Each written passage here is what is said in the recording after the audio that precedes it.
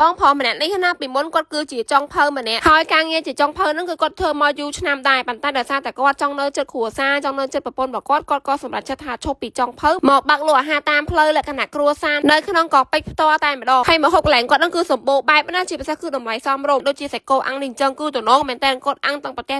មកមានតាំងពីសាច់គោអាំងទឹកប្រហុកពោះគោទឹកប្រហុកឬក៏ប្រភេទសាច់គោអាំងចង្កាក់កំពងមាន់អាំងនេះហ្នឹងក៏គាត់មានដែរអ្វីដែលពិសេសបាយឆាគឺសមុទ្រឆាមិនថាបាយឆាក្តាមឬក៏ក្តាមឬក៏បកាឆាម្រេចខ្ចីអីទេគឺមួយចានដល់តែ12000ពុកម៉ែបងប្អូនហើយកន្លែងគាត់ក៏មានគ្រឿងសមុទ្រអាំងមិនថាមឹកកំពងអាំងឬក៏មឹកធំអីនេះក៏គាត់មានដែរសូម្បីតែគ្រឿងបុកឬក៏បុកល្ហុងអីហ្នឹងក៏គាត់មានដែរសូម្បីតែកន្លែងអង្គុយក៏គាត់មានកន្លែងអង្គុយច្រើនហើយបរិយាកាសគឺតំណងមែនតើលក្ខណៈថាខ្យល់ត្រជាក់អីចឹងណាបរិយាកាសអង្គុយក៏ល្អបានញ៉ាំជាមួយនឹងគ្រឿងសមុទ្រអាំងបកាអាំងមឹកអាំងអីចឹងណាជាពិសេសសាច់គោអាំងរយជាមួយនឹងម្រេចខ្ចីទៀតមកបានញ៉ាំជាមួយនឹងអីដែលត្រជាក់ដូចជា Gainsbourg Snow ដែលមានរសជាតិស្រាលស្រួលលេបរីឯប៉កំប៉ុងវិញកាន់ទៅកលិប Cool Like That ហ្មងណារដូវកាល World Cup អង្គុយមើលបាល់បាល់ឈៀលជាមួយនឹង Gainsbourg Snow ជាមួយនឹង Gainsbourg Gold ឈៀលមួយគ្នាអីចឹងណានិយាយទៅគឺសុបាយហ្មងហើយទីតាំងដែលខ្ញុំថតហ្នឹងគឺនៅក្នុងកោះពេជ្រដែលមានទីតាំងស្ថិតនៅចិត្តដឆ្លងទៅកោះនរាចាស់ណាដូច្នេះពុកម៉ែបងប្អូនចង់មកសាកគ្រឿងសមុទ្រអាំងកន្លែងគាត់ជាពិសេសគឺគ្រឿងសមុទ្រឆាពុកម៉ែបងប្អូនមួយចានតែ12000ទេអញ្ចឹងបើសិនជាបងអូនដែលគាត់ចង់មកសាករសជាតិកន្លែងគាត់គឺអាចមករកទីតាំងគាត់បានហើយព័ត៌មានបន្ថែមជាមួយនឹងព័ត៌មានលម្អិតគឺបងអូនតម្រាក់នៅក្នុង comment អញ្ចឹងវីដេអូបងអូនគឺមានតែប៉ុណ្្នឹងទេជួបគ្នានៅវីដេអូក្រោយអរគុណបាយបាយ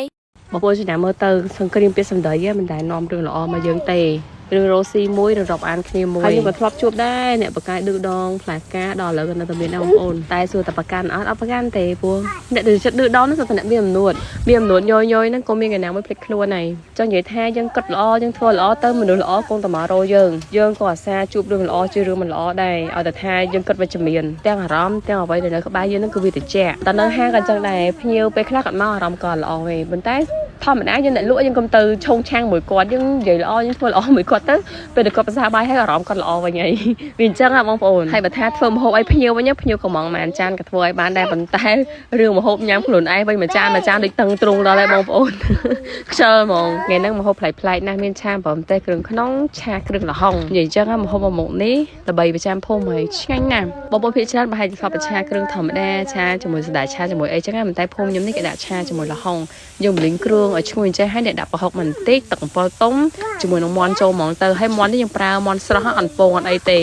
ឆាវាឆ្អិនជាមួយនឹងគ្រឿងហ្នឹងហ្មងឆាគ្រឿងល្ហុងហ្នឹងឆ្ងាញ់ណាស់នេះដល់ពេលដែលយើងចង់ហុលទៅដាក់ម្ទេសឆាបកាចូលបន្តិចមកជាមួយនឹងទឹកប្រឡាក់សាច់ខុននេះសម្រាប់ឆាផ្សេងបងប្អូនដាក់តែ2ទៅ3សព្រាបម៉ៃធ្វើឲ្យឆារបស់យើងមានរសជាតិឆ្ងាញ់ហ្មងមិនហត់ថែមថយគ្រឿងអីច្រើនទេទឹកប្រឡាក់សាច់ខុនមួយដបនេះបងប្អូនយកឆាសាច់ឆាបន្លែប្រឡាក់សាច់បានគ្រប់ប្រភេទបើសិនយើងញ៉ាំរសជាតិទូទៅប៉ុណ្ណឹងមិនថែមគ្រឿងឲ្យបងប្អូនប៉ុន្តែបើសិនយើងញ៉ាំរឿងផ្អែមថែមស្ករបន្តិចបានហើយទៅពេលឆាមាន់ឆ្អិនដាក់ល្ហុងបងម្រះព្រៅបងម្ទេសហុលចាំមកអូយតំណងណាស់